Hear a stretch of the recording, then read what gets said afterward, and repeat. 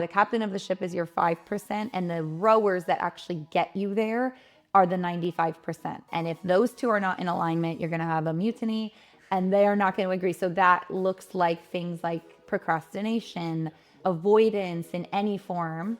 And what I am really great at with coaching others is because it's really about survival versus thriving. Because the average person can survive.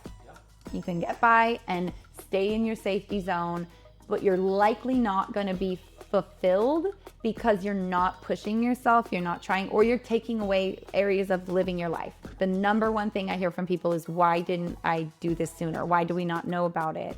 I had a client who came for a relationship breakthrough but lost 30 pounds in the process, because you're resolving a lot of these things that are also at the root cause, probably related in some other areas too.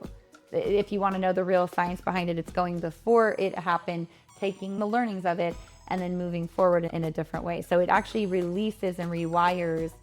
If you unconsciously do not want to do something, you will find any way to accidentally not set that you didn't intend to. You didn't intend to get in traffic. It's the ones who can change their state the fastest, who are the Super Bowl kickers who I've worked with, or MLB superstar, the pitchers who are paid the highest.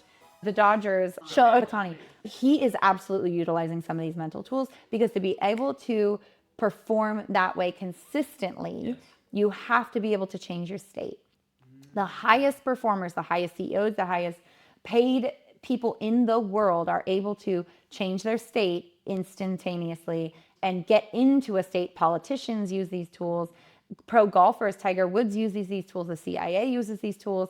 Welcome to the Functional Code, your go-to source for decoding optimal health. Join Dr. Addy and Dr. Jace as they break down the science behind pain, performance, longevity, and more, making complex concepts easy for you to understand and apply in your life. Your journey to a healthier you begins with understanding the Functional Code. Welcome back, everyone, to the Functional Code. We are excited to bring you guys today a new guest, Emily Sullivan, founder of Aligned Mind and one of the most impactful performance optimization coaches in the world. For over 17 years, Emily has helped thousands of high-achieving leaders, including 7, 8, and 9-figure entrepreneurs. She has worked with top executives from organizations like Apple, Google, GE, Microsoft, IBM. She's also worked with professional athletes from the NFL, the NBA, MLB, and MLS, helping them break the internal barriers that most people never even realize exist. Emily, thank you so much for being on the podcast. Thank you for having me, yes, both of you. As always, I am Dr. Addy. And I am Dr. Jace. Yeah, ever since we met, you're familiar more through a work function. And a big thing that stuck out in my mind was how impactful you were and the amount of value you had at such a small time frame, and even answering questions from the audience that give such good insight. It's no wonder you worked with so many awesome people. I appreciate you so much. And let's dive into who is Emily, a little bit of the background. Why did you end up going down this avenue yourself, and maybe some of the trials and tribulations along the way? Sure. Yeah, so where I am today is, and as you know from how we met, I'm more of a performance optimization coach, and I work with pretty high-end entrepreneurs, athletes, people who care about performance optimization from the standpoint that they're already high achievers, but they want more. That's one side of it. And then the other side is they're starting to maybe have some things going on in the background that are patterns they don't want to be repeating. So they're high achievers, but then they're finding there's something in their personal life or relationships, or in some cases, their whole identity is falling apart because now they've reached their peak, like achieving the Super Bowl or selling the company or getting to the end of the road and going, wait a minute, now what? Now who am I? What do I do? And then, so there's so many different scenarios, but that is what I'm doing today. But the way that I got there was I started myself. I grew up here in Scottsdale, Arizona, and I was an athlete. I swam most of my life, but I played everything growing up, and basketball and tennis and so many different things. I walked on the soccer team and won all region. It's like, it's just, I loved athletics. I loved sports myself. And yet I found when I would say the biggest way that I got into this is as a young girl, I started to, around high school or junior high, start to realize, wait, I'm supposed to look a certain way for society, to be liked, to be accepted. And so as an athlete, you're working out very hard, and then you're hungry and you're eating and stuff. And I was friends with a lot of people that weren't quite maybe as athletic, or they were just smaller bone. So I started to develop, we didn't have social media as much then, but we had magazines and we had things. And then we had other little kids, mirrors and reflectors, who have their own problems and they're kind of projecting onto you. And so I have a few scenarios, but one just being on the swim team and having a young kid come up and make a comment to me, which he was a pretty chubby little kid, right? And I was like, looking back, I'm like, I was so athletic and small. There was nothing wrong. But he makes a comment, and you can only imagine he heard it somewhere. And so that stuck with me and made me think there's something wrong. And then you're looking at magazines and comparing to friends and whoever, celebrities, and that's all at that time photoshopped. I know pre-filming the podcast, we were talking about how AI is taking over. We're not even going to be doing these interviews together. And so it was like the beginning of that, I would say, where you don't just have yourself to compare to, but everyone else. And so in that realm, I had such a long journey of my own that led me to becoming a holistic health coach for nutrition and a NASM certified personal trainer. And then as I was on my own journey, learning and helping myself, I was helping my clients as well. And what I found, I started at a gym across the street from MindBody. Do you guys know what MindBody is? It's like the largest software company that does, the software. Yep. Yeah, exactly. Yoga and all the things.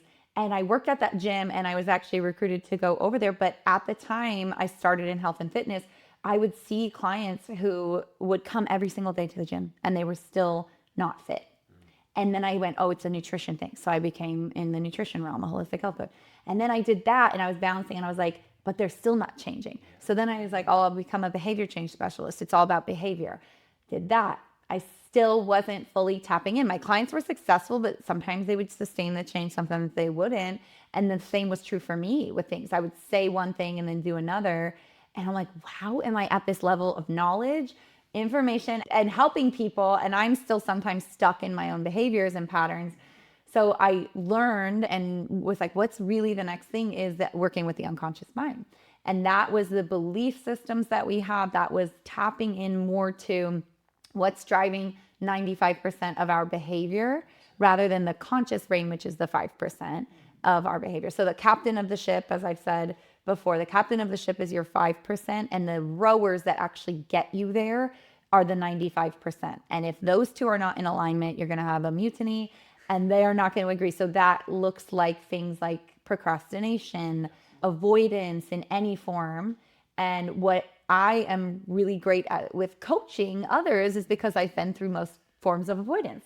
Like, I've overeaten, I've overdrank, I've overworked, I've gone from relationship to relationship for avoidance. I've done, like, you name it, and I've pretty much probably done it. So people are like, how do you know this? So I'm like, because Let me tell you a story about myself.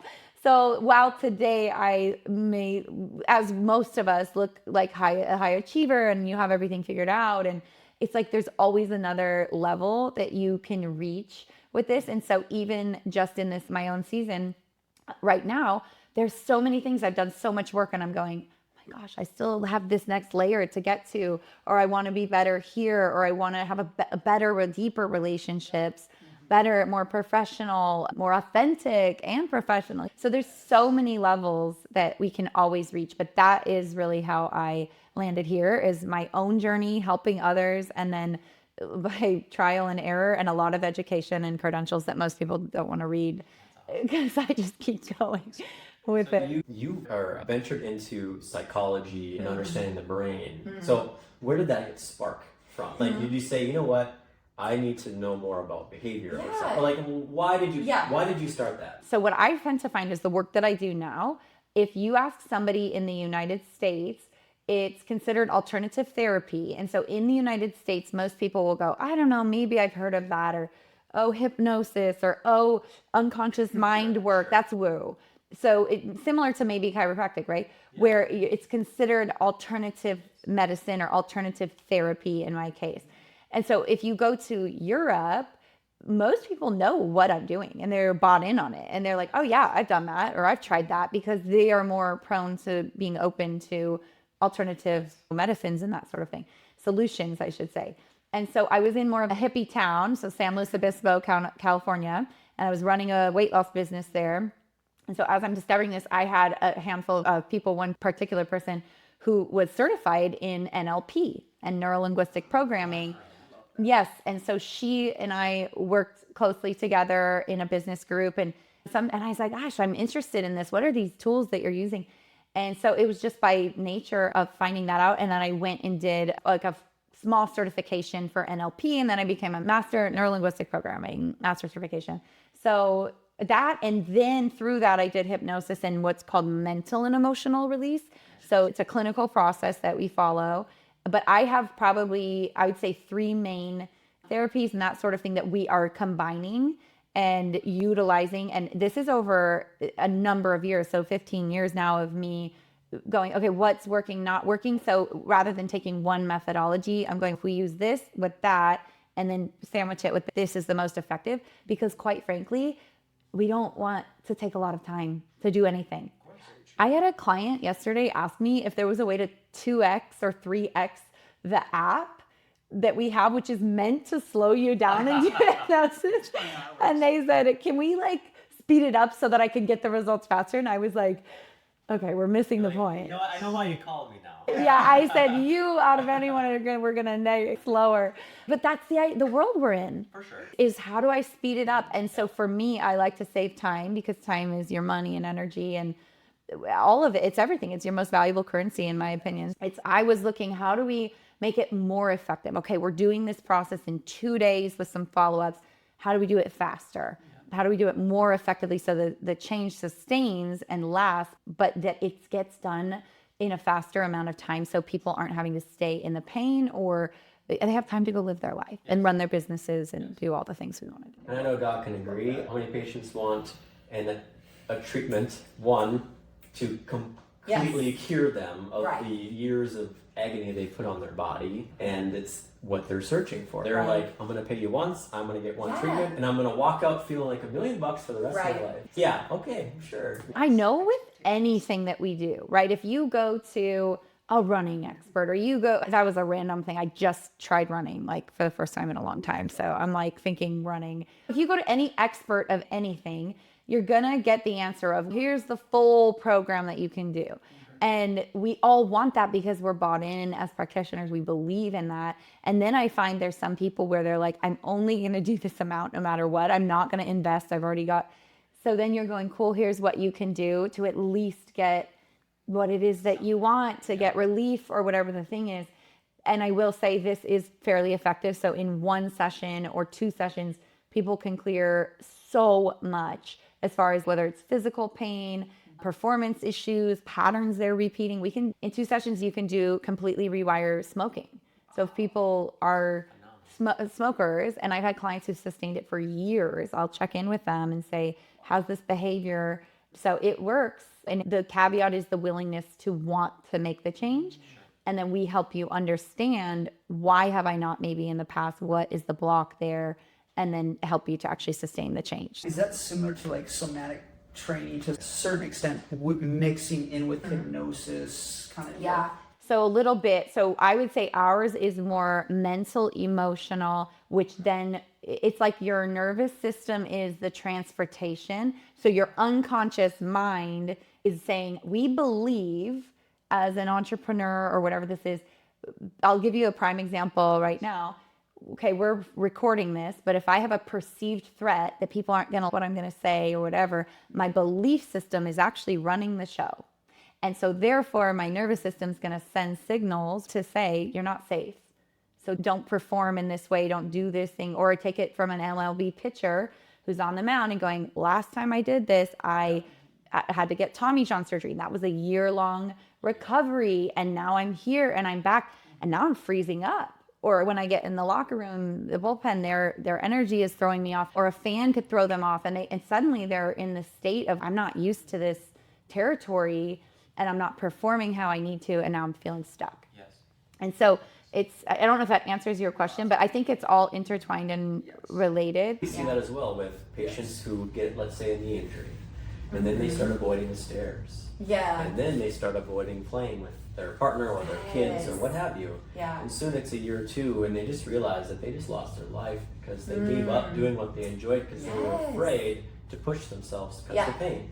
I'm sure it works very similarly with some of the exposures that we see too. Yeah. It goes back, I think, and from what I've seen in every behavior, it's like you can survive, and most people are surviving. I know people talk about this. I've been talking about this for 10 minutes. I'm like, now all this content coming out from people. I'm like, all right, okay. Like, I have documents that are like surviving. It's like now we're all saying the same thing, which is good because that means we're collectively coming around to a consciousness of this is happening. But it's really about survival versus thriving, because the average person can survive. Yep. You can get by and stay in your safety zone, but you're likely not going to be fulfilled because you're not pushing yourself, you're not trying, or you're taking away areas of living your life. So you could take it in the case of dating. You're like, I'm not going to put myself out there anymore because this blanket, I've been hurt in the past, or in business, I'm not going to try to scale, or I'm not going to try to hire a team, or I'm not going to, or performance. I'm not going to perform. I'm not going to try to lose weight. Why would I ever go lose weight again when every time it just leaves me? And those are logical things because your nervous system, your unconscious mind is trying to keep you in survival. That's its main job. Survive. Don't waste extra. It's not dumb that we're like, how do we speed things up with AI? Because we're like, I want to conserve energy. That's survival. Sure. And yet it's sometimes like doing the work and the process is what's going to allow you to thrive and learn the lessons and do the thing. So that's the difference I find. And the people who want to thrive are usually the high achievers who are willing to invest in themselves. They're used to a little bit more of the hard work, investing in it and putting in the reps and the things to do it so that they can live their life. And that comes with risk that you might hurt yourself again, but they're willing to do it. Having a coach can walk through it makes it a little bit easier. Yeah.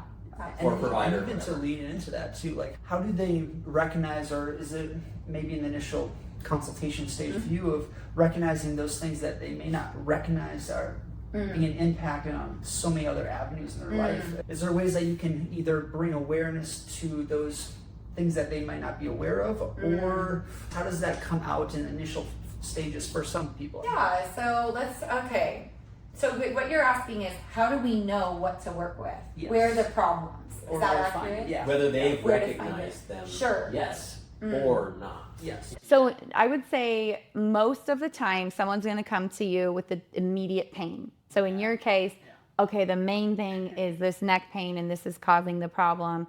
And you're going to say, cool, we'll address that and we need to get you out of pain. But what's structurally causing this problem is actually nothing to do with that. It's your vertebrae, it's your rib cage, whatever. It could be like your ankle, your left ankle. And they're like, what? So in the same way, that's what we're doing is I'm listening to someone's language. So that's where NLP is neuro-linguistic programming. So it's the language that you're putting out of the brain. So I'm just listening because your language creates your reality. So way that we are working with people is tell me what the problem is, this and this. So sometimes I've worked with people, you guys, like I'll be real because this is like a serious thing. People cheating on their partners, or I'm doing this behavior, I'm having whatever the thing could be. It's like overeating, overdrinking, overworking. I'm avoiding something. Sure. So it comes out in the form of avoidance, hard conversations. But now I'm at the point of maybe getting a divorce, or now I'm at the point of quitting the company, or ruining the partnership and relationship of the business partnership, or whatever it is. It's usually people go, I'm at my wit's end. This is the problem I'm having. And they're going, and I've tried therapy, and I've tried coaching, and I tried changing on my own. And now you're my last resort. I hope you can help. That would be the most motivated person I'm working with, because they're in a great deal of pain and they're going, I don't really care what you do at this point. So they don't need to be heavily bought in, which is actually a great thing, because they're just like, please, whatever. Okay, let's just do it.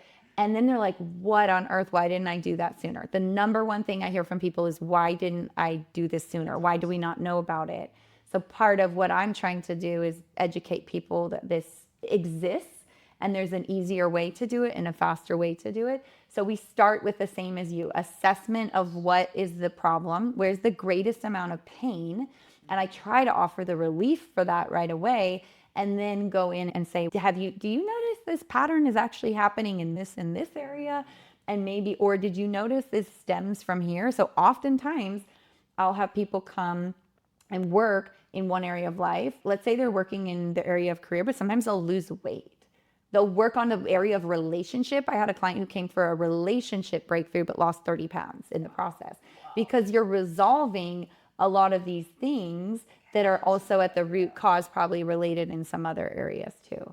And I know this is similar to us, where patients will come in for a problem, have many, right? And so come out. as us we are very well trained in many areas, similar to yourself, we say, yes, of course, we will treat your pain. They start obviously gathering trust. And then now we're helping them, do you want to talk maybe more about this issue? We start helping them.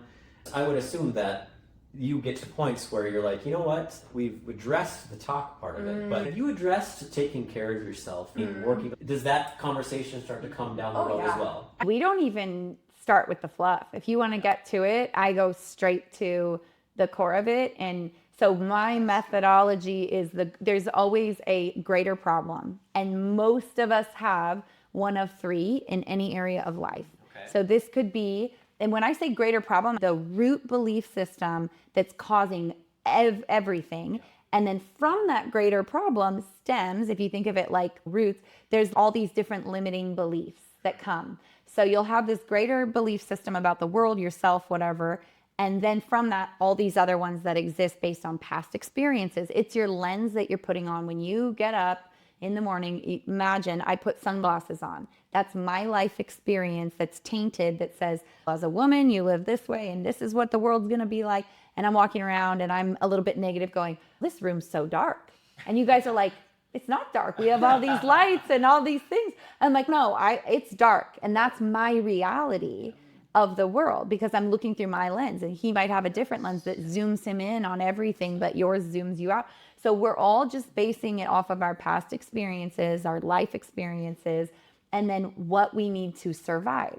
So an example would be a young kid has a big dog bark in its face, like a big husky dog, big gray dog. So they then grow up and they see a dog a year later and they go, ooh, either they blanket statement and say, I'm afraid of dogs. Dogs are all bad. Or maybe just gray dogs, or maybe just big dogs, or maybe not little, but big. So they make an assessment to survive. And that's the same thing we're doing in our businesses, with our body, and in our relationships. So essentially, coming back, you're like, that's not what I asked you. I'll always take you on a cafe. I know you're going to land the plane. I'll land it. So the three problems that we each have is this greater problem that we focus on. If we can get to that, so it's whether it is, I'm not good enough, something around unworthiness is usually going to stem. Even us high performers, we're like, that's not it for me. That's not it. I'm not good enough. We can get there to the root, and in the end, they're like, I guess what I decided is I wasn't good enough in the end. And you're like, dang it, there it is. It's a big one. And I see it in so many areas, especially from the people you would never guess it from. In fact, with high performers, most of us are achieving to prove something. So whether that's to parents, to family, to friends, to some kid on the swim team, whatever the thing is, it's bodybuilders, the highest level of achievers, career in athletics or in professional sports, anything. Most of them, if you hear their story, it comes from having to prove somebody wrong. So a negative driver can be really important, but it also can be a hindrance once you reach a certain level. And that's what we're working, is to take the negative emotion and going, let's get rid of that, because it will not sustain you. If the person passes away, if you reach the goal and now you have nothing to prove, where is your motivation? Sure. So that's why we tend to fall into these like more depressive episodes, or going lack of motivation in these areas when certain things happen. So not being good enough, and not good enough, unworthiness, not belonging. So a lot of people go, I don't belong there. I came from this area of life, right? Or if it's maybe in the context of business, we don't belong doing podcasts. Who are we to do a podcast? We're doctor. Like, We don't know how to edit and we don't belong. I'm not part of that world. Or that could go back to not good enough. But so in that realm, it could be in relationship or something. Oh, I just don't belong. I'm not part of this. And then the third, I'm trying to think, let's see, what did I say? Not good enough, not belonging. And I lack the resources. And when I say resources, I'll give you an example myself in my business.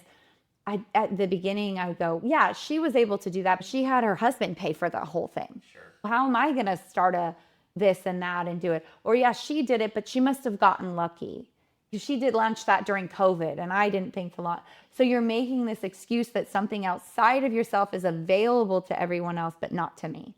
So that could go for weight loss, it can go for business, and it can go for performance in any area. Basically justifying your excuse to not move forward. But more than justifying it, you believe it on a root cause that if I'm seeing dark, I'm seeing dark. That's what I'm seeing. My sunglasses are on.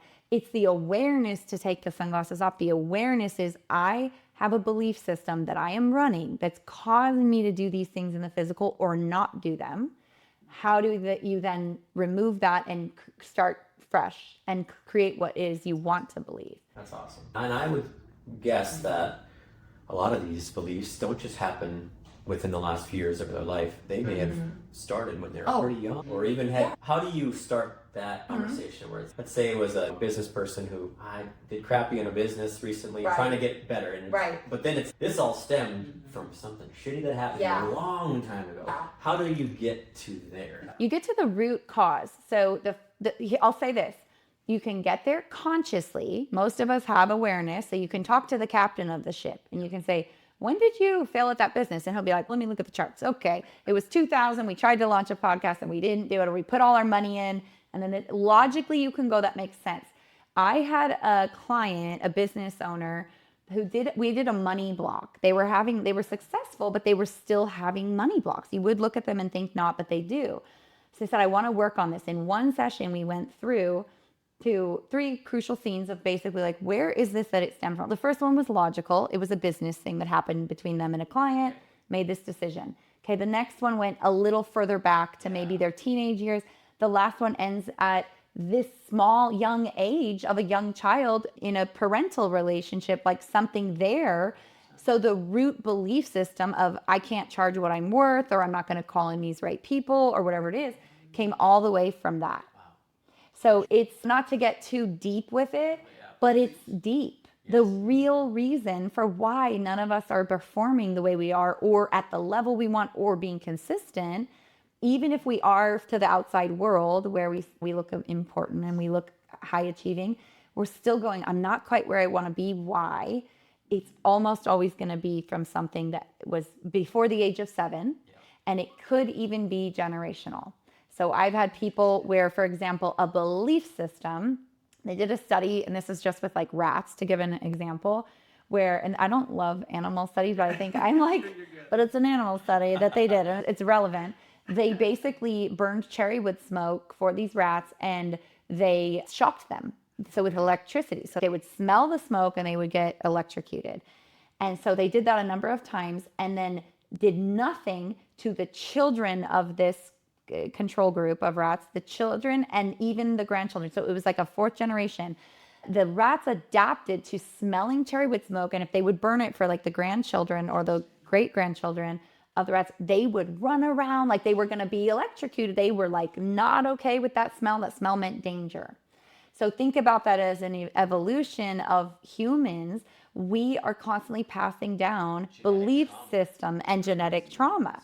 So it's like I've had CEOs, and we'll come back to it and go, okay, where did it really start? When it really resolves is when you can get to the root. And it could be like, you know what? My grandfather had shame here, so therefore it got passed down, and now we all have this belief system that there's shame in the family, or what in this thing, in earning money. They thought rich people were whatever, and then my mom would think that and make comments. So now I make money, but I don't know why I can't keep it.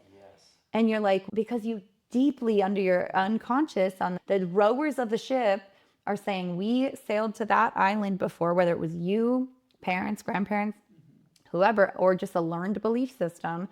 You did this and it's not safe. So why are we going to go row our boat out to this island that we know is going to crash or is not safe, why would we go do it again? So you might start the journey and then they're going to go, no, we don't want to do it. So you're not broken.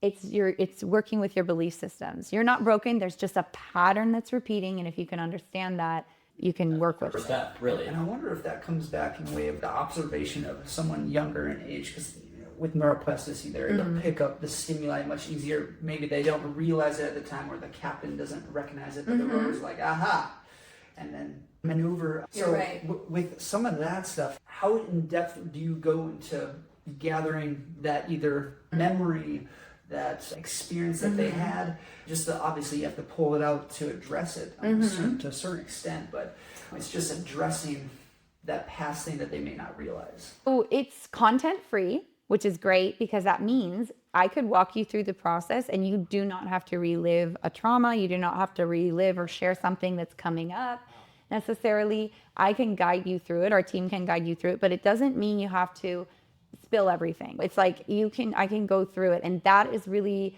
impressive and appealing to people.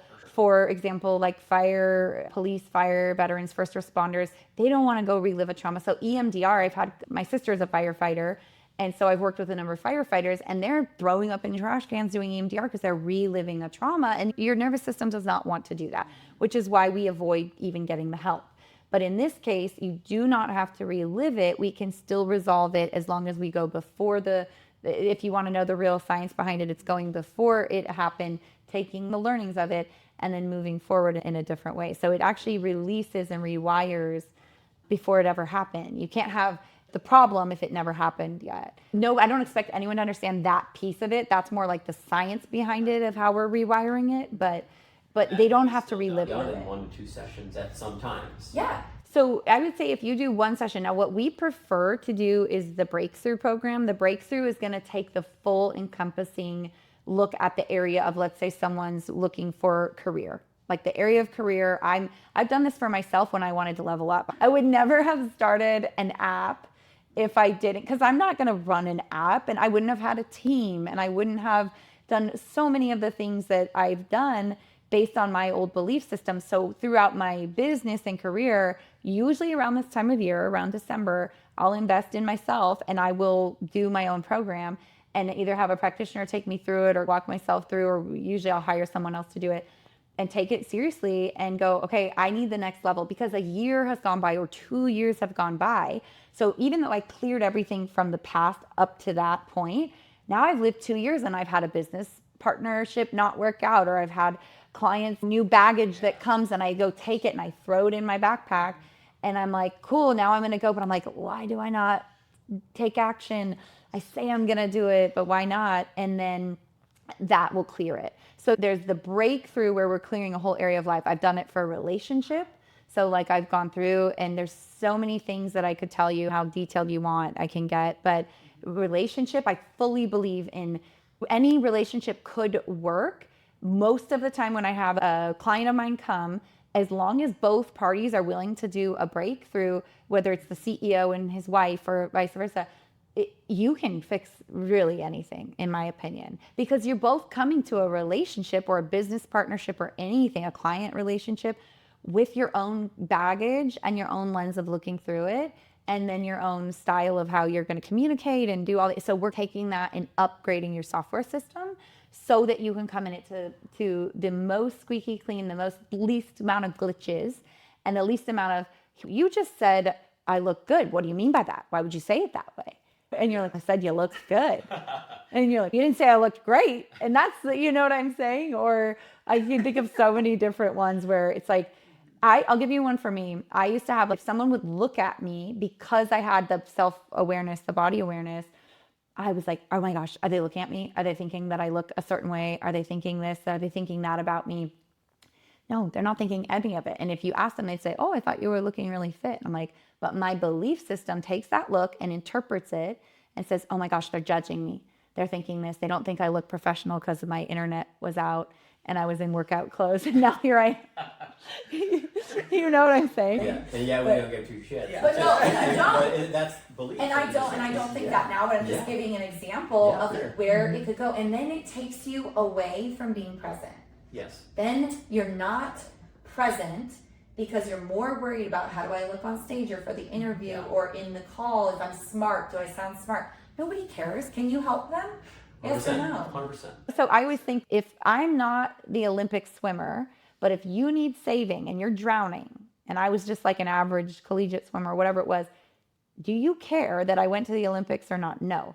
You care. You don't care how I look or how many medals I have. You care, can you help me? And so in so many ways, I feel like that's important for us to remember as practitioners too, is it's like our own belief systems that we as high achievers need to look so good, but it's not even about us. So I like that we're going this way, because I think this is a great way for us to segue into maybe some tool applications, because I would say limiting beliefs are something that I think a lot of people face in not just high performers, but many people. Oh, yeah. And I'm sure when you start to assess these kinds of things, you're going and you're doing your sessions. Do you leave them first or second session where you're like, you know what? It sounds like you have a really big limiting beliefs and you really need to start addressing those thoughts. What are some ways that you can start addressing those thoughts? 'Cause some people probably have those thoughts every 5 to 10 minutes. Some people are that you know, cognizant of themselves. So what are ways that some people can just start addressing that right now? Yeah, I would say I start with what I call lab coat observations. You might have heard me talk about this. But for me, in my own life and then with clients, I found part of what gets in the way is we start putting emotions in, like judgment of ourselves, or shame or guilt or anger or frustration. So the negative emotions is one thing, and that's what we do in the breakthrough, because to create change, truly, it's just first taking observation, assess. When I say lab coat observations, I mean put your lab coat on, act as a scientist, and go, interesting. I just ate that entire bag of potato chips in one sitting, and I just said I wasn't going to. Don't take the guilt and the shame, just observe. Interesting. I said I was going to go for a run this morning, and then I didn't. Did you or didn't you? No. And you can come back and look at it and go, my alarm didn't go off. I will tell you, so many people, if you unconsciously do not want to do something, you will find any way to accidentally not set that you didn't intend to. You didn't intend to get in traffic, but you know, so many things, and then you can look at patterns. But really, it's about assessment, lab coat observations, just slow down and just see what's happening. Wow, okay, my partner and I just got in this fight again. It always seems to happen when I'm drinking, or it always seems to happen when Friday afternoon, because we have a minute and whatever, you know what I'm saying? Sure. So it's looking and observing and just being aware. Awareness is the first step, and it will be enough for you to become aware of what the problem is and take the judgment out. Then you can work with it. I know before we talked on the podcast, like male versus female, on how certain people, you're able to talk to an individual, whether it's a female or male, differently, and they take it in differently. Walk the viewers and listeners through male versus female and that different perspective. Yeah. So when I'm working with a male versus a female, and the difference. Yes. So we're like high achievers of a CEO, and maybe they're like maybe not as a high achiever as a significant other. Sure. Spectrum. I think it's the same process. It's where the client is that you have to meet them. So the biggest epiphany that I had one day was we weren't niching into anyone specifically. So I had a weight loss client of somebody who was significantly overweight. And then the call right after was a professional athlete, soccer player. And then the person right after that was like a big CEO of a Fortune 500 company. And in my day, I'm like incrementally going from this. So I'm helping this person with, it's the same tools, but it's just, and the level of conversation was first and foremost ownership. You'll find that people who are high achievers or very successful people have a higher level of ownership. They are not the victim. And so oftentimes now when we're working with people, a prerequisite of them to work with us is, can you take ownership for where you are today and your results? Because it can be so many things can happen, internet connection, whatever. And you're just like, oh, but can you take ownership for that and then fix that so next time it doesn't happen, or find a solution to the problem? Or am I the victim and saying, okay, this happened to me, right? This is happening to me. So it's the difference of if you're in the driver's seat or you're the passenger seat, but it's your life. Right. So we're all in the driver's seat. We just choose to either look at it one way or another. And so once you can get that person who's maybe the lower level to take ownership, and they get in the driver's seat and they realize, wow, I am in the driver's seat. I'm not the victim. That's a totally different level of coaching. So Such an interesting way to think about it. and that's, I wouldn't even say that's men and women. That's just people. Just people in general. Either they're taking ownership for it, so they're usually at a higher level of that. And then if they're not taking ownership, usually they're in the victimhood. So they're going to be stuck in a lower level problem. So we're meeting them in the same way, but just at different levels, if that makes sense. Do you find high performers are better at compartmentalizing? Yes. And so when you get into the masculine feminine, that would be a masculine energy. And this is what we were talking about earlier, is if you take like a soldier who goes to war, or an athlete who has to perform, or in your case, clients, you have to perform. Even in my case, like speaking on the stage or being on the podcast, I've had so many life events happen where then, and it always does it, I have to teach the first mental edge class at Lifetime, for example. We have this new class that we're doing, which is what we're talking about. It's in a group format, and like something will happen before, and you're like, awesome. Or you have to go speak on stage. And I've had this like years and years ago. I broke up with someone, and then I literally had to run a master class, and you're just like, okay, without being fake, right? You have to, like you say, compartmentalize. So men tend to be better at this than women. Women, we do this, these high achieving women, we do this. The problem then becomes, when do you deal with that? Because the emotion and the problem didn't go anywhere.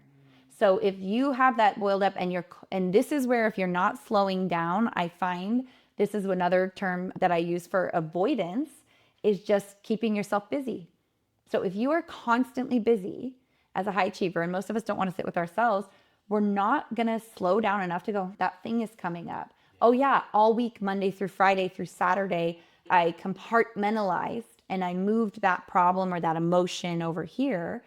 And then you wonder, like, why am I doing this kind of behavior that I'm not liking? And it's usually a way for you to say, hey, it's time for self-reflection. What's coming up? But we don't want to feel it. And then we avoid and we get busy again. And that's when things boil to the surface. Do you find that there's we'll call it duration difference between men and women when it comes to the bottle up kind of thing? Here's how I would view it as my family. I think there's been maybe one or two times in my entire life where I've known what problems my male family members have had, but it has not changed their freaking will. But I know much differently the problems from my sister, my other, like my mom. It's much different, and it's not that males don't feel that. It's just how they address, like, what do you find different in that kind of pattern in men? So for men, you have to think, especially as high achievers, and we were talking about this, you have a very few places to go to be authentically, I need some help. Yeah. Ask for help. I'm struggling, because you have to be the strong one. You're the leader. You're handling everything, whether it's for your clients, your team, your family. You're there leading. And this goes for men and women. So in any leadership role, myself too, a team and clients, and even a strong woman in a relationship is leading, or if you have a family. And so you're in this role, and then you look around, and even in your friend group where you might go for support, you're the leader. Yeah. And then you're looking around going, I'm having a bad day, but who do you go to? And so the support that we offer, and I offer, and my team offers high achievers, is you're the one running the show for everyone, but you're not getting supported yourself, and you need that. So like I mentioned, when I was a personal trainer, I had a personal trainer because I also needed the attention and time, and I wanted to be the client for once. And so I heavily, like I say, invest in myself. I just did it again this year, going, and I'm talking to the person, listen, I get it. I know all of this stuff, but can you just let me be the client for once, and let me, because there is a different lens that someone else can see my problem through that I can't always assess myself. Yeah. So I do fully believe in coaching, support, mentorship. Anyway, if you are a leader, you have to get your cup filled up from other support in any way, shape, or form, whether that's getting, we all know massages, we know like chiropractic, we know anywhere you need support, you're getting that. You're going to be so much better to lead for other people, because you are carrying such a heavy weight that if you don't recognize that, and I think the modern man is starting to see it. Our parents' generation would bottle that up with maybe alcoholism or just avoidance of sorts, or anger problems, or you name it. They've been around forever. It's in addictions or porn. I don't know how deep you guys get here, but I've dealt with a lot of porn addictions and cheating, and It's across. yeah, You name it. yeah, Running. yeah. Everywhere. It's everywhere. So it doesn't matter what it is, but the key is the avoidance there. We can do it as long as we want in any form that we want. But for men, you have a very few safe spaces, I think, to go and get that help and support. And so when you have a team like ours or someone like myself, it's so much relief for clients. I had a client this morning who said his wife was like, "Are you going to continue?" Because he just did another breakthrough. He's done 3 of them. And he did another one in a different area of life now, and they'll come around and, "Oh, have the changes sustained?" Yep, 2-3 years and nothing has come back, but now I want to do it here, or I want to level up. And then he said, "I want to continue the work." We do like a maintenance program too. So think of like massage therapy. You're going to Massage Envy, you're paying money every month, at least I do. And then I go and I have a bank of getting, why are we not doing that for our mental health? Do it every month. You come here to get adjusted. Do that for your mental health, because it's causing so many things that we aren't aware of, especially when we're moving so fast as high achievers. Yeah. So for men and women, no matter what, men have less of a place to go. Women have a little bit more of a support system for like our friends and whatnot, but it doesn't mean you're resolving it. You're just talking about it. You're 5%. You can talk and talk. I've had clients who go to therapy 10, 20 years. They'll come to me and go, "I spent this amount of money on therapy and this much time, and in 1 session or 2 sessions, I've resolved this." Because it's no longer serving us to just talk about it.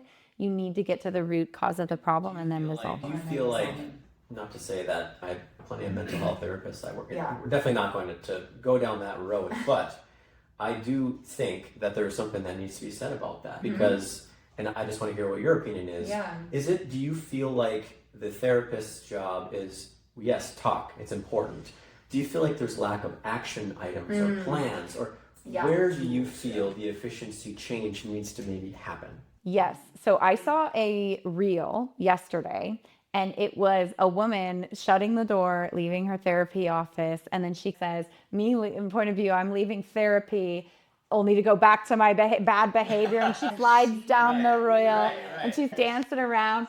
And I went to the comments and I looked, and you wouldn't believe people, thousands of comments on this reel were like, "Yep, that's it. That's accurate." I had 3 just in the top comments go, "I'm a therapist and I do this to my own therapist. Why are we this way?" So for me personally, what I always found after therapy, while it was helpful to uncover a few things or maybe patterns you weren't recognizing, one, you'd be done and left with no action item. So no coaching, because they're not able to coach, right? And a lot of them are getting out of that and becoming where they can do coaching online and not wanting to just do therapy for the reason to give action items and be able to do it. And then 2, even if I give you an action item and you become aware, or you journal about it, or you do it, you're not necessarily rewiring the brain. So the part of you, your unconscious, that wants to stay safe, so that 4-year-old version of you that said, oh, or in my case, my 10-year-old version of me that said, it's not safe to be yourself or be authentic or whatever, they're going to mask that and cover it up, and they're going to keep showing up. So this 35-year-old, 45-year-old, 50-year-old version of you, you're actually, when you resort back to that behavior, you're resorting back to that younger version of yourself, or whatever that is that you adopted to protect yourself, to stay safe. And that's why you're like, what is this behavior? Why do I say I understand I'm dating an avoidant person? Or why do I go here and I know I'm doing this terrible thing for my health or my business or whatever it is? And then you can go back to it, because you're going to always operate at the identity at which you believe. And if your identity is that version of you that's not safe, you're going to go back to the behaviors that you think The repeated behavior pattern isn't truly changing unless you change the nervous system itself. If you think about it, change is not what takes a long time. It's the decision to change that takes a long time. For sure.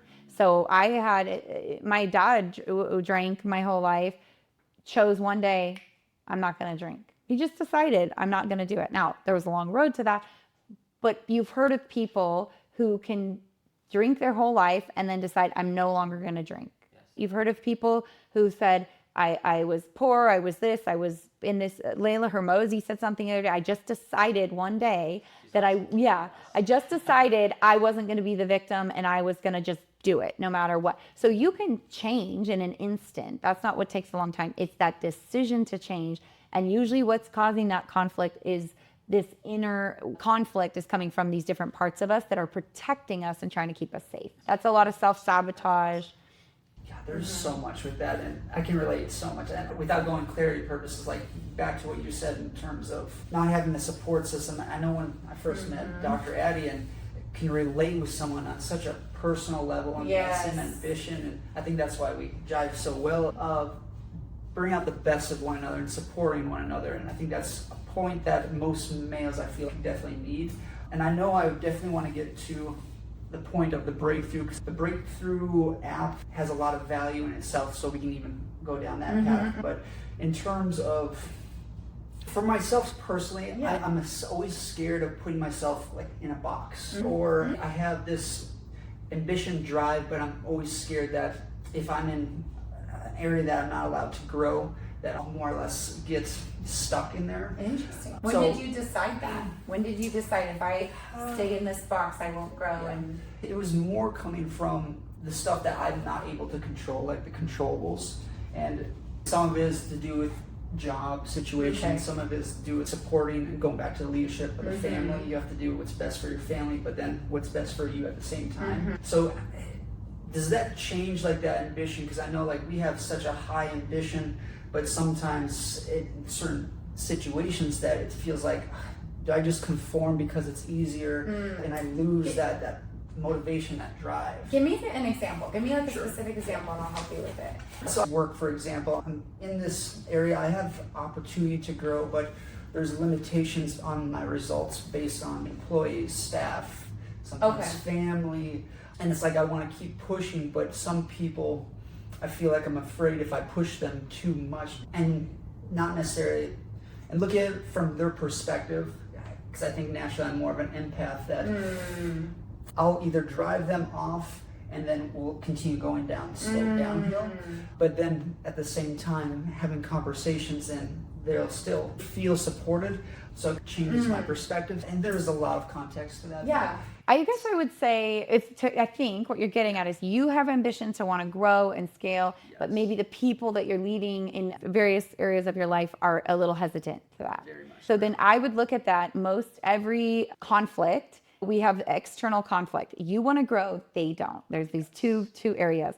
So every conflict, whether it's internal with us, like part of me wants to grow and part of me doesn't want to grow, even with yourself, there's usually a common denominator as to why you don't want to do that.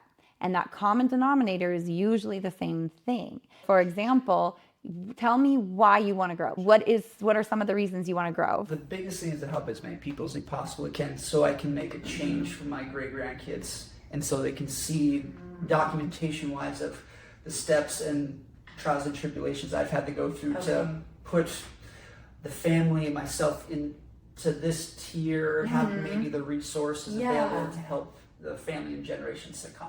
So legacy, helping more people, but legacy is like the big one.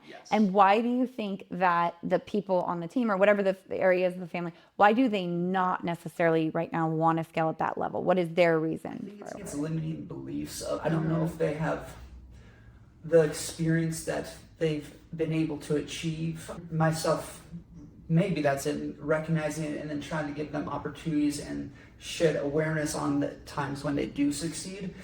But there's still certain times to where they just hit a road and subconsciously body just goes down these habits that they're used to. For what reason? Why? What's their fear? Is there fear burning out? Is there fear? That's a great question. What's your guess? If you had to step into their body and take a guess. And this is like multiple people too. Yeah, so I just think group it. Pick one. I think some of it is going into conflict. I think that's a stem for a majority of addressing conflict and probably a fear of how they're going to be perceived, which I'm not in that avenue, and I've been in that avenue, so I can relate, but to change and rewire their mindset in that specific area is a challenge. So you're saying their challenge is how they're going to be perceived, and if they're perceived a certain way and they're remembered that way, then their legacy probably is not a good one.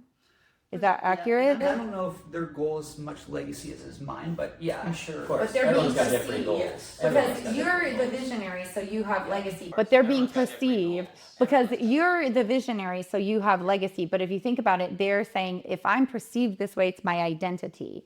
Potentially, yeah. Do you see what I'm saying? Yes. So it's in this case, I would say your goal is legacy, helping as many people as possible and doing it, I would imagine, in a great way. And also relieving pain for your next generation of people to, like, financially, I would think. And Financially, socially, with the world we're going down, just to have the opportunity and resources to thrive better than most families. And I would imagine part of their reason, if we had them all stand here and we did what's called a parts integration, somewhere you would actually find that you guys had the same intention. Meaning your intention is help as many people as possible, do it efficiently, and alleviate pain of some sort. They're saying we don't want to scale because we want to help as many people as possible, but we want to do it really well, but we don't want to be in pain for it. And to them, the scaling, do you see what I'm saying? So you actually have a similar goal, and we can usually narrow it down to one word of we want this. And so I don't know that legacy would be the word, but somewhere around there is avoid pain. Yes. You're both trying to avoid pain. They just are doing it in the way they know to do it. So then the key is to say, look, you know what's interesting? I really value that you are trying to not burn out here, and you're trying to take things at a level that we can scale in a way, and maybe you're fearful. I actually really appreciate that because I can see that your goal is similar to mine, which is we don't want to be in pain. I'm just jumping ahead and seeing it this way, and maybe you're seeing it more here. I'm seeing the pain we're about to have and our future generations are about to have. Why don't we create something scalable here so that they don't have to go through what we're going through? And it's like a way to say, look, we actually have the same intention, but then you have to come to an agreement of how does that look and what are they actually bought into? But the first step is we actually have the same intention. And it usually comes down to values. And not many would think they're that close. No. Some people think you're on worlds apart. Yeah. And then you just quit or give up. Yes. Or just things are broken. Totally. Relationships, all that. Totally. And that can go for, like you said, relationships, business partnerships. You're like, we disagree. What is it? If you go, usually people are in the weeds down here. I go, get higher perspective always. You look down, I just want this. I just want this. You want the same thing. You're just going about it in different ways and maybe not understanding. And so for you, I'd say this, you're also operating to protect what you value, and you're an empath. So you can step into how they're feeling and go, yeah, I could see how they feel it. So then you'll diminish your goals to do it rather than stay in the leadership to go, let me find a way to better communicate and show them how they could possibly be stepping up, and I'll lead in that way and I can guide in that way so that they don't stay stuck because you see the real pain. That you're looking ahead at it, and so you're trying to protect them, but it's just a communication problem and probably a value difference. Most of the time you can narrow it down to people's values. So if their top 5 values in their career, let's take this example, and your top 5 values are not met, you're going to not want to stay in the career. So if growth is one of your top 5 values and you're not growing in some way, no wonder you're like, this one and this one aren't. Legacy and growth are my top 5 values, one of my top 5 or 2 of my top 5, and I'm not doing it. You're not going to want to stay. You're going to want to become stagnant or give up or be complacent. The same is true of them. If theirs is balance, they have a value of balance in their top 5 and they feel like that's going to take them out. So then it's understanding that and going, how do we find a solution where we both get our values met? Because we have the same intention, but we can't completely go about it your way or their way, if that makes sense. No, it's again a mutiny there. It's so interesting, that perspective. And is there a way to, I wouldn't say change values, but help bring awareness to maybe top 5, top 10 values? And if, let's say, they don't are not on the same page, how can you move forward and communicate in an effective way? And I know you kind of said raise above and take a different perspective and then try to get almost on the same page to a certain extent and then build that foundation. Yeah. So there's what you're talking about, parts conflict. So the first step is going, we have the same intention. You will not move forward at listening, at being open to hearing. If you don't understand, actually, we're talking the same thing. We just need to find a way to get there. So that's the first thing.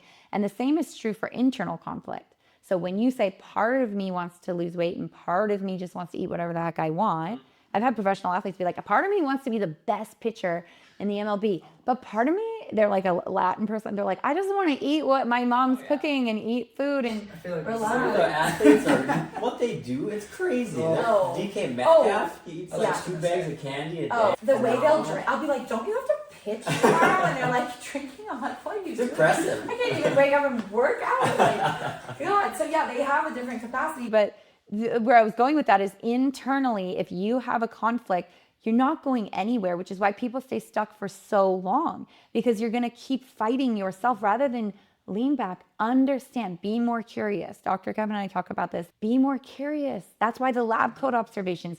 Be curious. Why every week on Friday at 3 p.m. does this behavior come up that you don't want? Why, what is happening? Be curious about why do they feel that way? Hear them out. You'll hear their language, probably a lot of fear-based. And I'll say this, you can get someone's values. There's a very simple exercise I can give you guys even to do that's for values. Here's the caveat.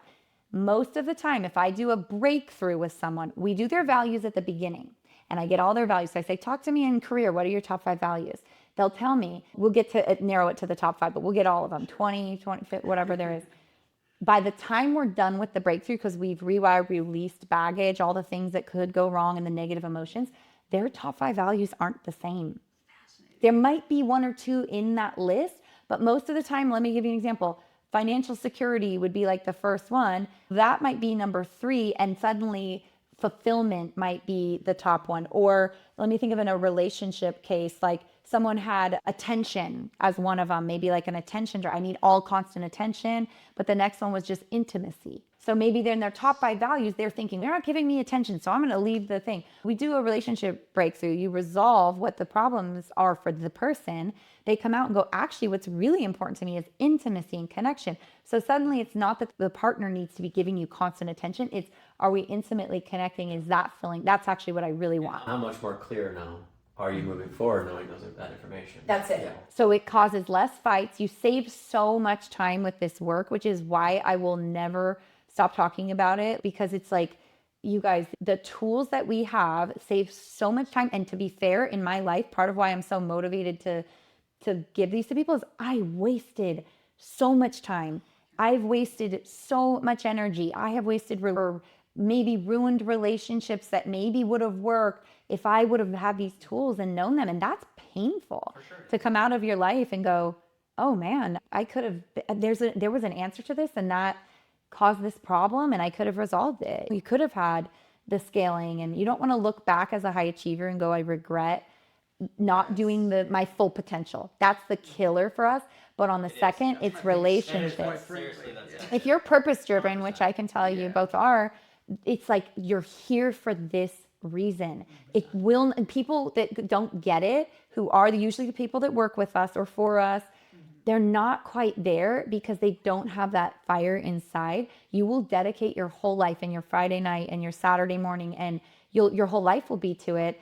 And that's good. And that's that tunnel vision. And you need that as the visionary. But in order to get other people bought in, it's not the same language. And you can't expect them to have it because they weren't given your vision. You can, at best, find where the conflict is, resolve it, and find out what their values are to then better communicate to them and get them bought in on the vision. That's awesome. Thank you so much. That was awesome. That was awesome. Amazing. Like, I got goosebumps thinking about that. And, But yeah, I fully believe that if you're given that vision and this purpose, it's not always for you to explain to everyone, but you do, in order to move other people, have to find a way to articulate it and communicate it, because God gave that to you for a reason. So they don't have to fully understand it. Nobody understood Elon's vision and he went and did it, or so many things that I think about mental edge. And I'm like, I have to convince people to come. This is the first time I've taught it. And I had this idea and I'm like, I'm going to do this class at Lifetime. I have clients at Lifetime Fitness, the gym. And I was in a yin yoga class and I'm laying there and I'm like, weekly I do release work or I use my app. So I was sitting there and I'm holding a pose. I'm like, I may as well release this belief that caused a problem in my business this week where I couldn't scale or whatever the thing was. So I'm releasing it. I'm like, this needs to be a class. This is a class for people. So I pitched it to them. They liked it. And then right now it's like people are loving it. My current clients are bought in on it.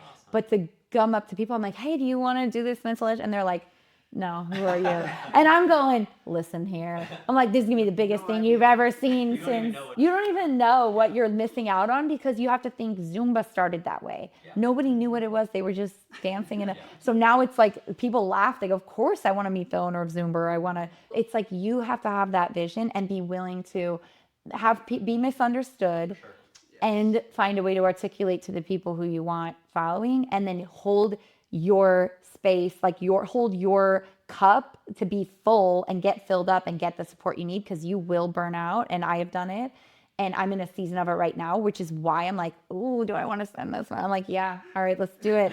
Because I feel the pain my clients feel. They're like, I don't want to spend more money to invest. And it's, but anytime I do, I get more supported, and then I have the energy to show up for others, but more importantly, to keep the purpose and the vision alive, because that's what we're doing. Yes. So you talked about the app. Can you just explain a little bit about what it is and the ways it can help others? I will explain to you. The best example is coming here. I used my own app because we were going to do this virtually, and then the internet connection was down, and I'm driving through traffic going, I'll be there in 20 minutes. Let's do this. This never happens.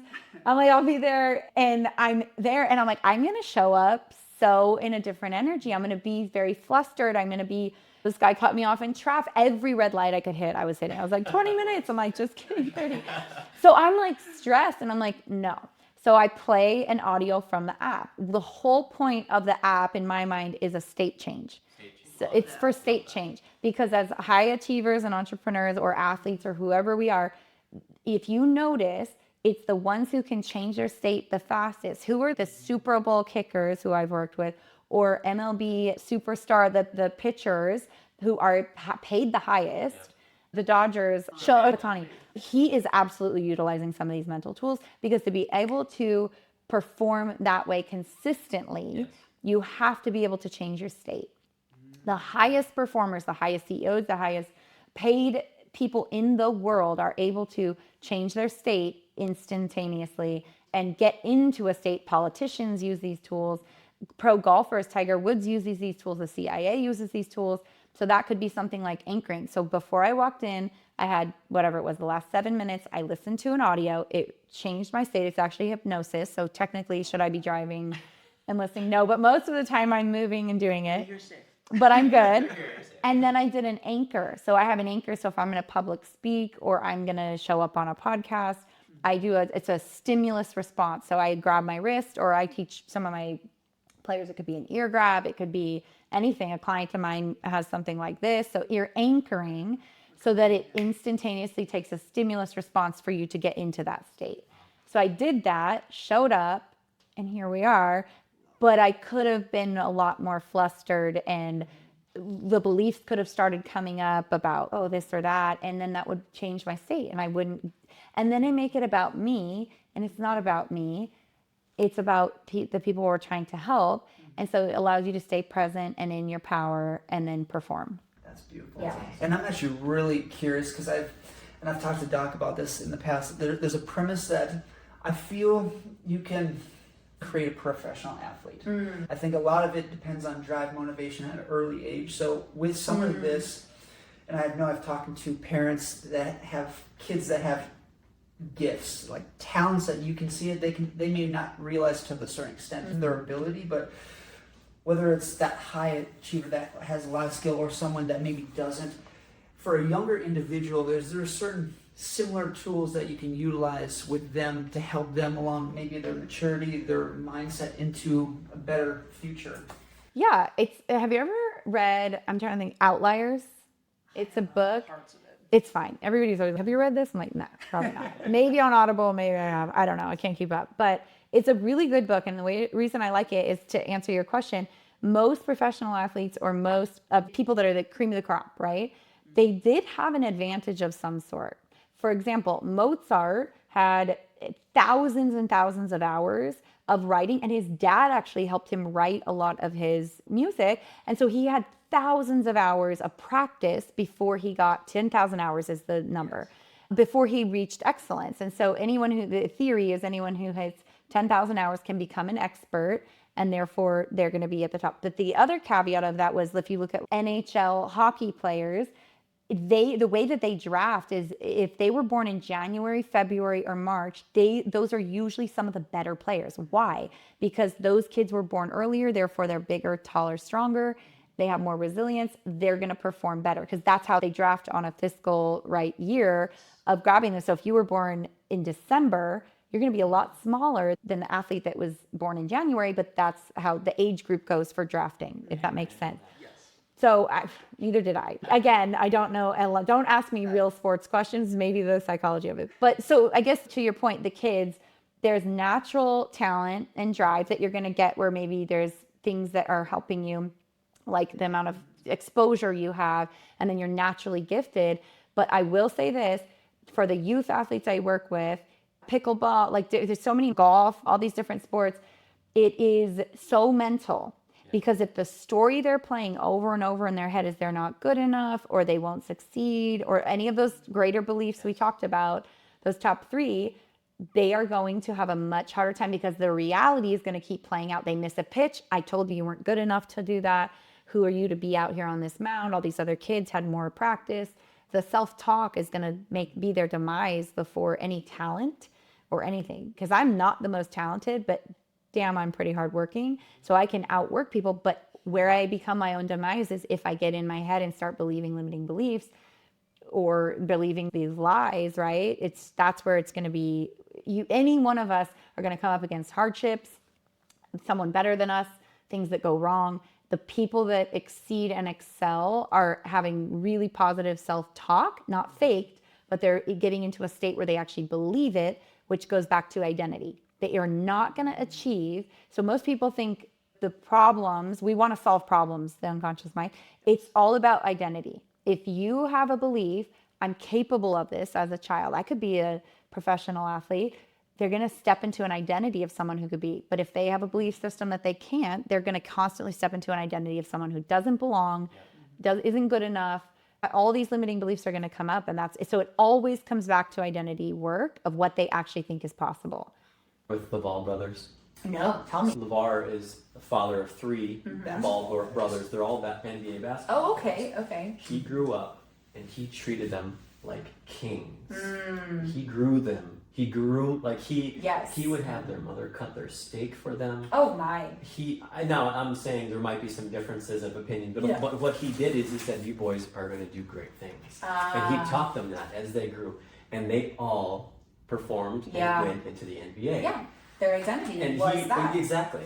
Yeah. But it's incredible that you're saying that because it makes so much sense. And I think Connor McDavid's dad did something similar. And that's what I'm Tiger Woods. Yes. Oh yeah, Tiger's dad was phenomenal. Yeah. It's so interesting because you have that mentality. So what I'll work with too is a lot of athletes who come out of being treated like kings. Their laundry is done, this is done, and they're, oh shoot, now what? And they're having, so that's the other group I work with is transitioning out of being the CEO or the owner, or you've gone public now and you made the money or you won the Super Bowl or you're out because you're injured. And that happens a lot with athletes too. Their whole identity, they spent 10, 15 years of their life and it's a different lifestyle. Their steak is cut and things are done. And sometimes I'm like, all right, boys, come on, let's go. So but they're wonderful, like to work with. So and I'll say this, I don't work with not good-hearted people. They have to be like perfect driven. But they have that identity. They have that identity that they are in this and suddenly their identity is shaken. Bigger for men. I will say men or high-achieving women who are in their masculine, their purpose, that's the whole thing. And then their identity, something in the business doesn't work or in the career and your self-esteem is so low, it's going to affect your relationships. It's going to affect how you show up or if you go at it again. Absolutely. I think identity is one of the biggest pillars that people don't understand. And that's how we get people to shift into better habits, higher things. They have to first identify. If I had a client once who she wasn't losing weight. We did all these things. And finally I was like, well, what do you see the vision for what it is? I can't picture it. I cannot see myself at a lesser weight. She had a block of a belief system and she couldn't even envision what that would look like or feel like. So we had to work with that in order to help upgrade the identity first, because you're not going to be.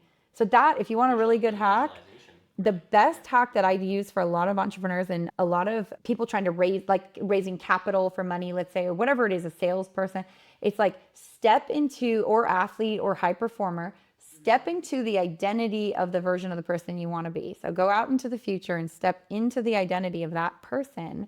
And what would they do? That's it. Just ask that question. Okay, I'm in the version of me that's making millions of dollars, that scaled the company, that's running a team. What would they do right now? They would drive to the damn podcast, right? They would get over it and they would drive, or they would write that email that I don't want to write. They would just have the hard conversation. Yeah. They would take a vacation. Yeah. That's one that we don't want to hear. They would take the weekend off and start again Monday. Because they knew longevity-wise, that's going to keep them ahead of everyone else. Yeah. More high achievers, the ones I'm talking to are the ones that ask, can I 2x or 3x the speed on this hypnosis audio to get more effect? We need to hear how to slow it down and take the step away and balance, because we have the drive, whether it's positively or negatively driving us, we have the drive. It's how do I then balance that? Because everyone else around me is going to say I'm imbalanced or I'm too driven, but to you you haven't even done enough. No. Yeah. No. Yeah. And I see that a lot with high performers. I see it in myself too. I'm my first client. Yeah. So it's just, we all have it. And trust me when I say people are at the very top, I work with very high, they do not have it all figured out. And very often, especially a lot of the men and women, they've compartmentalized, like you say. So I'm reaching them out for usually between 40 to 45, and the life crisis is happening or the relationship's falling apart, whatever the thing is, because now it's boiling over. They got to deal with it, and then we're going in and we're working with it. So you do have a certain amount of time that you can compartmentalize before people ignore something, and your body is going to tell you've hit a wall. Yep. Do you want to take that proactively, or do you want to be told what to do, which is bed rest or the injury or the thing that it's going to tell you it needs? Because your body's going to take what it wants. I think Doc and I are just thinking about all these other things you're saying right now. Yeah, we could go on forever. And if those that are listening that have questions, insights, obviously that we're going to put Emily's information down below. Please reach out, check out her whole website. Yeah, so Emily, where can they find you? Yeah. Where can someone start to gain more content, information from what you're doing? Yeah, I would say go just Instagram. I am Emily Sullivan. We're growing that. I'll say this on the back end, and you guys can appreciate this too. On the back end, you can be running a very successful business and still look very unimportant online. You can have people's phone numbers in your phone and you're like, but I'm not important online. It's like, how? It's so funny. So that piece, that's a vanity metric that, yes, we want to scale now, so we're going to put more into that. But I had to take a long road to learn marketing, because I was great at coaching and good at sales and good at all these things, but I didn't know marketing. And so now that's what I've invested in heavily. Oh my gosh. It's like we all, as practitioners, you want to help so many people, but if you don't play the game and understand these other pieces, we're going to be left behind. So anyhow, so on Instagram, I am Emily Sullivan. And then I would say just alignedmindcoach.com. They can go there and they can get to any of the programs that we have. It's an app called Aligned Mind. Aligned Mind. Oh, perfect. Yeah. Awesome. Aligned Mind. Good question. Thank you for asking. No worries. Yeah, it's Aligned Mind. And so it's also a work in progress. Like, full transparency, as a high achiever, I'm like, it's not good enough. We're not. But yet my clients use it every day. I use it every day. And that it's just room for improvement. Now I'm going, okay, how do we now make this faster? Again, faster, better. Yep. So you start with the first version of it and it works. And so state change. If you're wanting state change, and I'm talking, you wake up in the morning and you want to put your mind, or you want to be in a better mood. You are midday, you've worked with patients all day, or people are draining your energy, or maybe you're just driving in traffic and you're like, I need to reset. There's audios for that. Evening, falling asleep. A lot of us have a hard time turning it off. Yeah. So I call it a cocktail, but it's like I listen to one audio while I walk the dog. It's 5 to 7 minutes to let me unwind from the day. Yep. Tell my unconscious mind, you've done enough. Let's unwind it, let it go. And then for evening to fall asleep, if I need it, I'll listen to it. It's like a 7 to 10 minute audio and it hypnotizes you back to sleep. Yeah. So I have clients but usually I'll say this and you don't need all these details, but we're just trying to fall asleep, they'll be like, oh, it didn't work. I'm like, unwind a little bit first, get yourself in that state, and then we'll fall asleep. You're like, I'm going to use this to sleep. I'm going to go hard until 5 minutes before I'm going to use it. Right? Exactly. Yeah. But I have people are like, I wake up and I'm like, holy crap, I woke up so well rested. I didn't even realize I fell asleep, but it works. And then there's things like I came here today. The other day I was super negative. I can be so, by the way, yes, here I am with all of these, but man, if you, on the back end of it, the way I landed here is I could spiral if I wanted to, right? If I want to allow it. So it's following my own tools and programs and stepping outside and go, oh, cool, you're doing that. Okay, so I'll deal with it in the moment. And then I also always keep a list to go back and go, what do I need to rewire this week? So on Sunday, I'll look and go, oh, yeah, why stay stuck in that problem? Right? Keep a tally. I like that. Keep a tally and assess once a week, a weekly reflection, and go, what were the things that came up? So for me, I'll look at those things and go, okay, let's get to the root cause, at least for one. And then you don't have to deal with it again, because why keep dealing with it? So that's when I'm saying be proactive. There was one thing you said that I was going to say, the weekly reflections, but there was something I didn't finish the thought on, which you guys are starting to realize is probably pretty normal. I forget what it was. Oh, the state change, anxiety control for the app as well. And then performance. So you have to procrastination, stop procrastinating, focus. So it's really, I use these tools. And then within the app, we have programs too. So like boundaries, the boundary boot camp, the breakthrough program, a number of different programs, goal setting. I'm going to check it out. I'm really interested. Yeah. Same. And some of this too, let's do this here. Is there something that you want to leave the audience with that maybe is speaking to you right now that could benefit a bunch of people, whether it's into the future or just that could benefit a bunch of people? Overarchingly, let me think for your audience. Most of your audience cares about, what's the number one reason you think you guys have your... Probably longevity, personal health. I would say the reason why so many people watch us is because we leave them with tools. And a lot of podcasts are really good at speaking, but to actually turn to the audience and say, here's what you freaking need to do. Even tonight. Okay. Just to give them something. Let's say they're stuck. Let's say they're drained. What is just one thing they can start trying to do just to make themselves feel a little bit better moving forward? I'll give you two things. The first one is just to regulate your nervous system. So on the way here, for example, or if they're feeling stuck or overwhelmed, bring yourself back to presence. And the easiest way to do that, and it's like a 3, 2, 1, and I see 3 things. So just what 3 things can you see? Just pause. So I guess I'll say it this way. You can remember at the talk I said stop, drop, and roll. It's like absolutely. When you're on fire, you can just stop, drop, and roll. We all know what to do. So just stop what you're doing. Don't go do the laundry and the next task and the next text and the what else did I forget. Just stop what you're doing. Take a deep breath and drop your shoulders, and maybe with your shoulders, drop the baggage you're carrying, all the things you need to do. So just stop, drop, and then roll into whatever exercise helps you. So in my case, I would say what I'm about to tell you. So stop, drop, and then roll into journaling about it. Just what's coming up, laying there, doing a meditation. It doesn't matter what the thing is. Just pick whatever your thing is that currently works for you. Just do it. So stop, drop, and roll when you're on fire.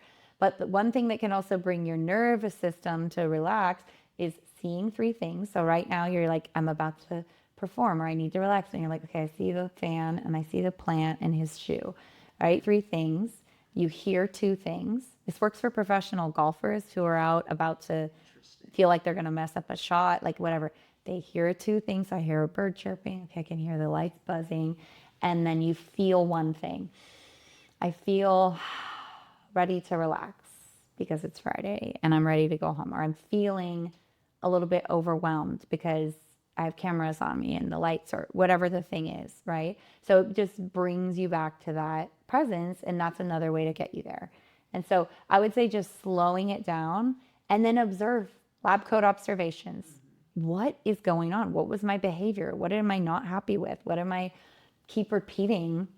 That's another one they can do. So those are 3 separate things, but that first one is just for bringing you back to basically awareness, right? And presence. Most of the time, that's what we need, because you're going to think more clearly, you're going to perform better, You're going to regulate your nervous system, and you're just going to be able to then turn the dial higher the next time you're ready to do it.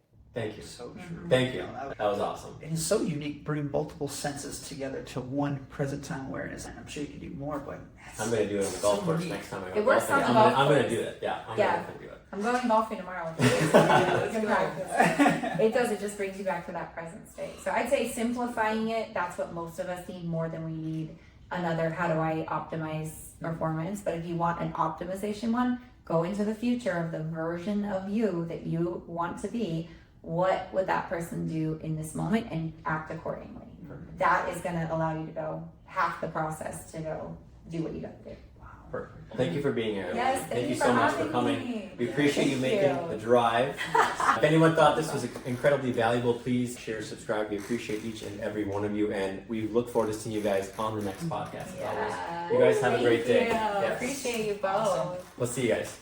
Disclaimer: the content provided in this health podcast is for informational purposes only and is not intended as a substitute for professional medical advice, diagnosis, or treatment. Always seek the advice of your physician or other qualified health provider with any questions you may have regarding a medical condition. Never disregard professional medical advice or delay in seeking it because of something you have heard on this podcast. If you think you may have a medical emergency, call your doctor or 911 immediately. Reliance on any information provided in this podcast is solely at your own risk. The creators and hosts of this podcast are not responsible for any actions or decisions you may take based on the information presented. Thanks for joining us on The Functional Code. For more evidence-based health insights, subscribe, rate and review wherever you get your podcasts. Remember, your journey to a healthier you begins with understanding the functional code. Until next time, stay well, stay informed, and embrace the science of living well.